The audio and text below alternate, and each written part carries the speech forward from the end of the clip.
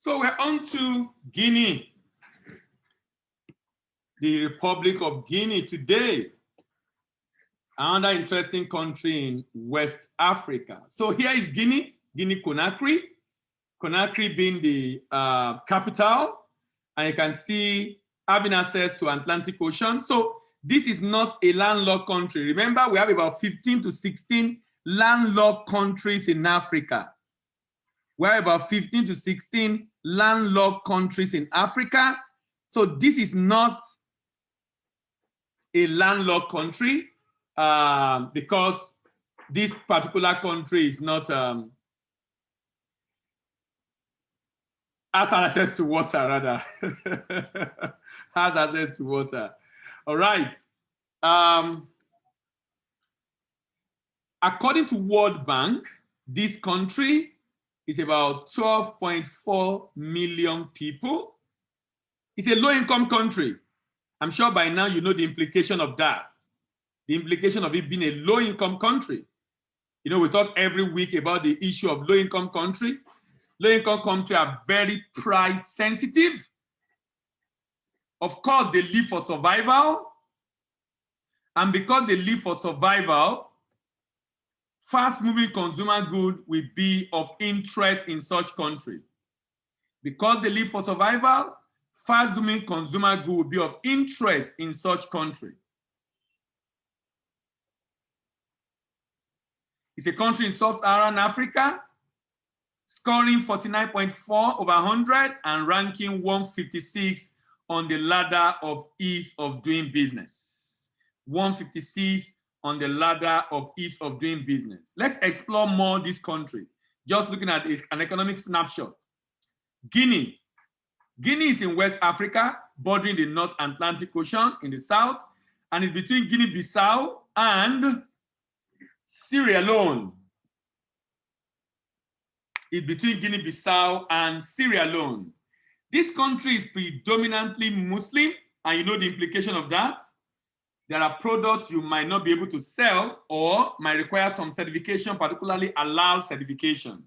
So the religion of a people predominantly in a country tends to influence the culture, the behavior, and that also should be put into consideration if it's a market you are thinking of going into. If it's a market you are thinking of going into. It has a coastline of 320 kilometers. Like I said, it's not a landlocked country. It's a country with enormous access to water. It's a country with enormous access to water. Population is about 12.8 million. Language is French. Remember also the importance of language. Remember the importance of language. Remember that language plays a very, very vital role. Why? Because language should be taken into consideration in your labelings. Language should be taken into consideration in your labelings. Language should be taken into consideration in your labelings. For example, that means your product, if it's going to this country, should not just be in English, it has to be in French. So you can communicate effectively to the people you are trying to reach. This country produces rice, cassava, groundnut, maize, oil palm fruit, fonio, plantain, sugar cane, sweet potato, vegetables. You know the implication of that? Two things. When a country produces a particular product, there are two implications, likely implication, likely. Number one, there is a likelihood that there is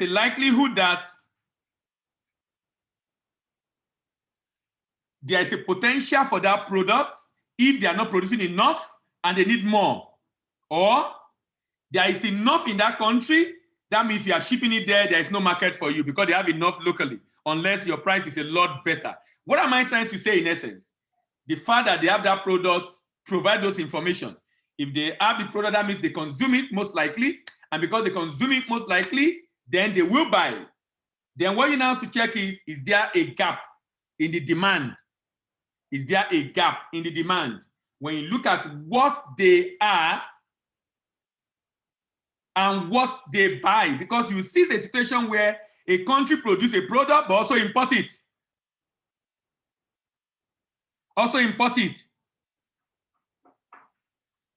This meeting is AfCFTA seminar, the African Continental Free Trade Agreement, an agreement signed among African countries.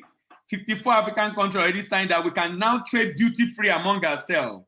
The idea is to increase opportunity for businesses to get more market, not just in their locality, but outside.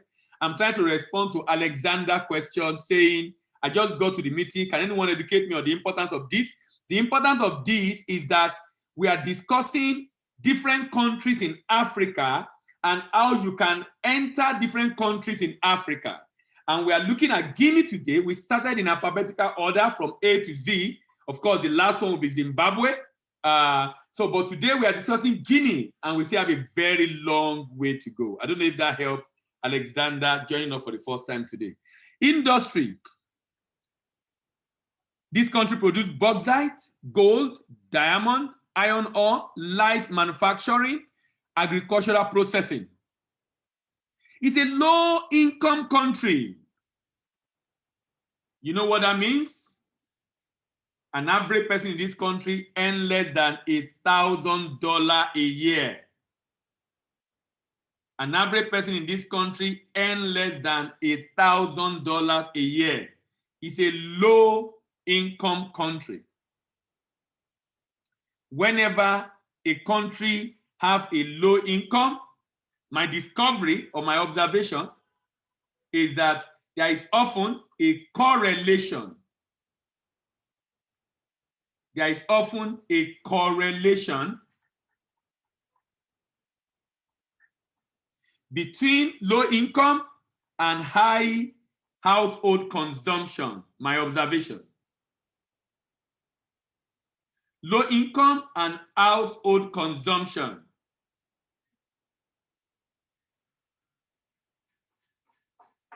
Low income and high household consumption, because the people are basically living for survival,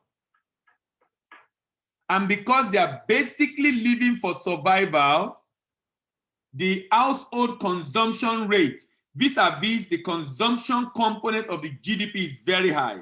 That means there are a lot of fast-moving consumer goods being consumed in those countries. A low-income country, 36% are in urban centers.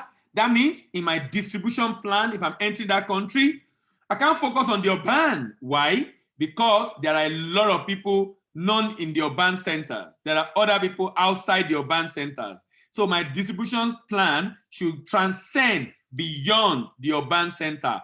Just 36.5% are in the urban centers in this country.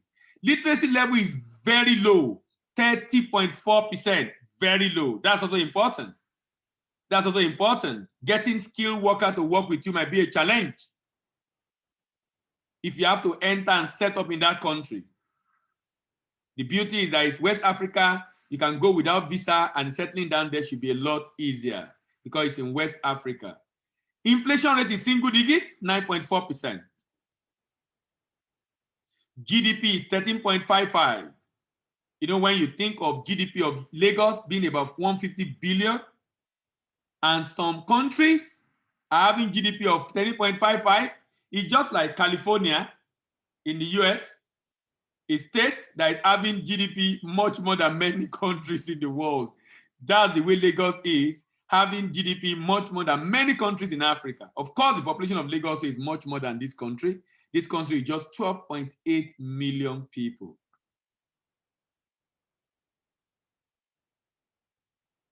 The per capita income is less than $1,000. That explains the reason why it's a low-income country. Remember, low-income countries are price sensitive.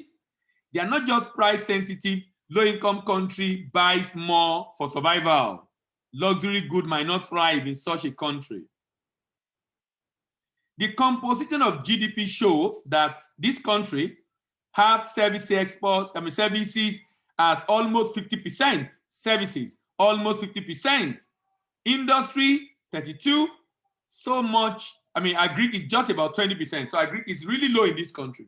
Agric is really low in this country. Agric is really low in this country. You know, just as usual, this is a very common thing I observe when it comes to the age structure of many countries in Africa. We have young population. Why? Because of poverty. We make a lot of babies. Women are not very busy. Very few women in the boardroom, more in the bedroom. And the implication of that is high birth rate. And that's an advantage for us because you can see that Guinea is having about 60% of the population below 25 years. 60% of the population below 25 years. As a matter of fact, more than 90% is below 55 years. You know, because Africa have high and low life expectancy. Not so many people live to old age because of diseases, poverty, sickness, and stress, a lot of issues in Africa. So you have a situation in which we have very young population and very few older people, because really people don't get to live so old. And that should inform all your decision in terms of what kind of strategy you want to deploy in that market. Remember my usual question: what do you want to export to Guinea? Can you fund that export? Is there any demand for the product? Do you have a compelling value proposition? Do you understand the target market? Can you meet the market price expectation? Do you have distribution and marketing plan? Do you have the capacity and capability to export? Have you investigated payment issues? Can you fund your export drive? Have you completed an export plan? Have you completed an export plan? To get the full video, check the description or visit www.globaltradecollege.com.